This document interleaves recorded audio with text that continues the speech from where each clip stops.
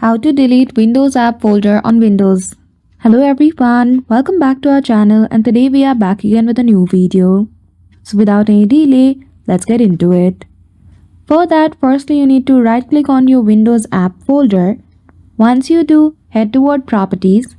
At the top, choose the option of Security. There you will see the option of Advanced at the bottom. Simply click on it.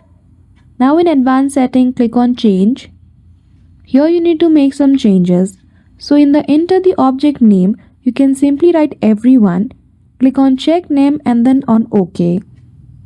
After that, go to advanced settings again, choose the option of change permission and click on select a principal at the top. Now in basic permission, you also need to toggle on the feature of full control and click on OK.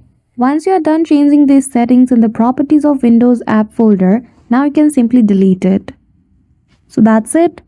I hope you found this video helpful. If you did, don't forget to give it a thumbs up and subscribe to our channel for such tutorial. Thank you for watching till the end.